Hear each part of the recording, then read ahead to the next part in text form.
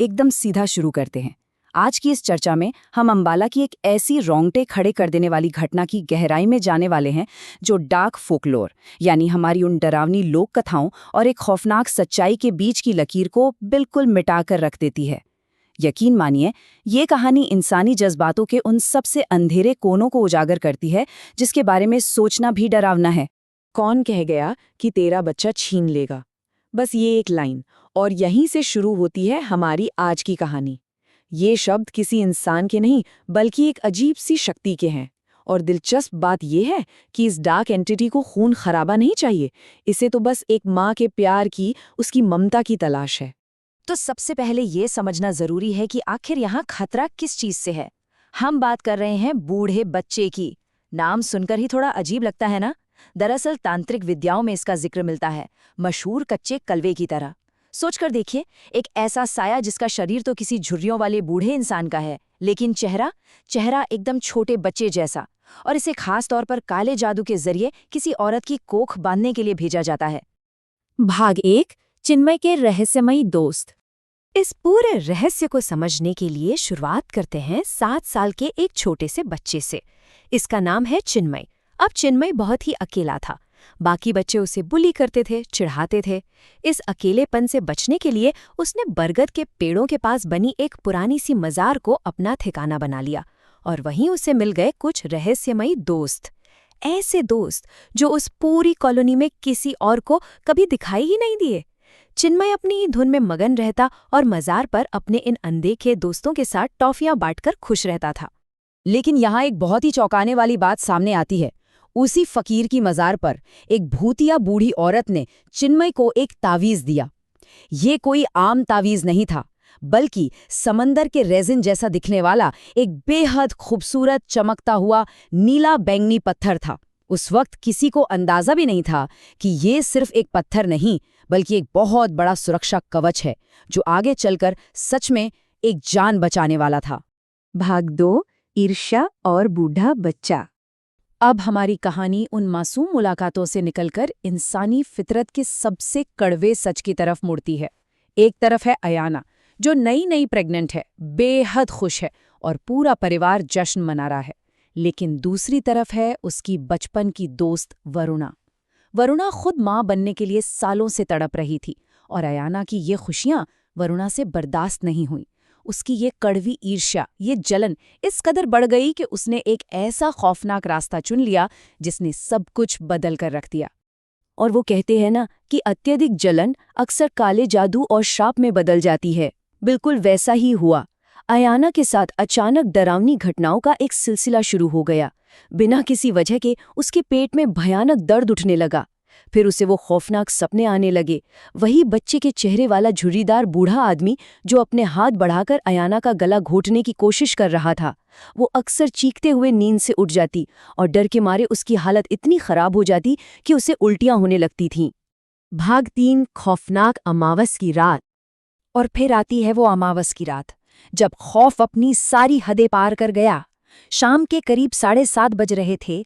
अयाना अपनी कार में अकेली जा रही थी, बिल्कुल अनजान कि वो उस खौफनाक एंटिटी के इलाके से गुजर रही है। तभी उसे बरगद के पेड़ों के पास एक सांवला सा बच्चा दिखाई दिया। अयाना ने सोचा शायद ये चिन्मय का कोई दोस्त होगा, और उसने उसे लिफ्ट दे दी। ठीक उसी पल एक अनदेखी बूढ़ी औरत चीखकर बोली, अयाना रुको!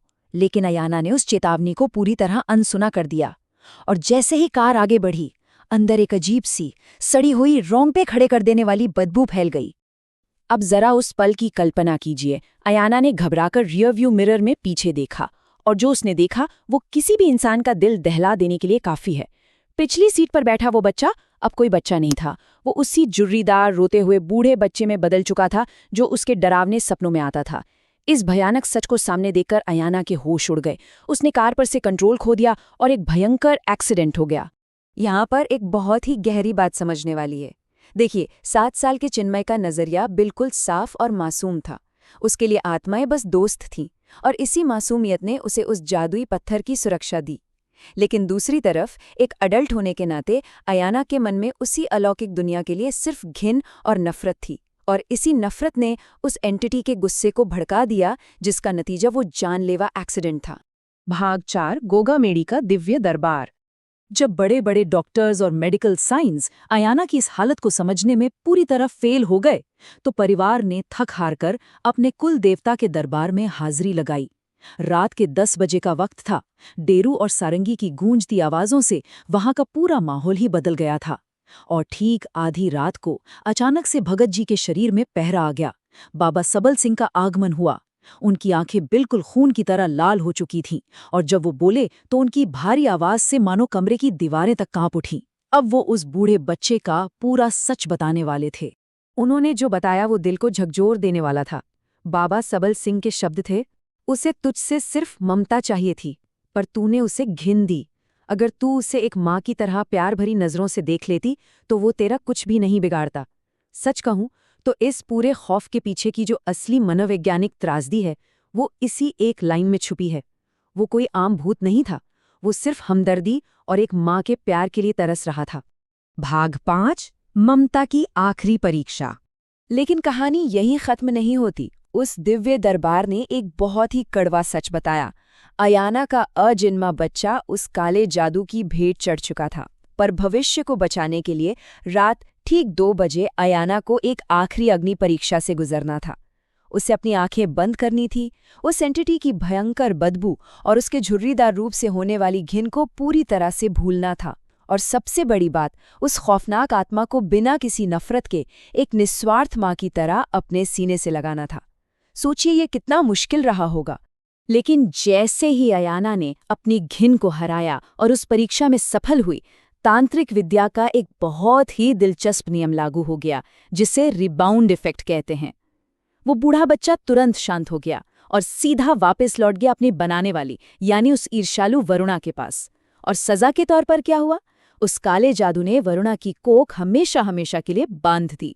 जो बुराई उसने भेजी थी वही उस पर पलटवार कर चुकी थी। आइए इस पूरी घटना की टाइमलाइन पर एक नज़र डालते हैं, जो बिल्कुल बाबा सबल सिंह की भविष्यवाणी के हिसाब से चली। पहले वो दुखद मिसकैरेज हुआ, जहां खोए हुए बच्चे का भौतिक शरीर बाहर आया। फिर ठीक 8 महीने बाद चमत्कारिक रूप से अयाना ने दोबारा कंसीव किया, और वादे के मुताबिक पूरे 1.5 साल बाद चांदनी की 9वीं को रात ठीक 9 बजे अयाना ने अपने स्वस्थ बेटे वीर को जन्म दिया। ये घटनाओं का ऐसा अचूक तालमेल था जिसे महज इत्तेफाक नहीं कहा जा सकता। तो इस पूरे विश्लेषण के बाद एक बहुत ही गहरा और बेचैन कर देने वाला सवाल पीछे छूट जाता है। क्या वो बूढ़ा बच्चा सच में किसी काले जादू से बुलाई गई कोई सुपरनैचुरल एंटिटी थी, या फिर क्या ये इंसानी जलन, डिप्रेशन और एक गहरे संकट से पैदा हुआ कोई खौफनाक मनोवैज्ञानिक भ्रम था? सच जो भी हो, लेकिन ये घटना आज भी विश्वास और अविश्वास के बीच की सीमाओं पर एक बड़ा सवालिया निशान खड़ा कर देती है। इस बारे में जरूर सोचिएगा।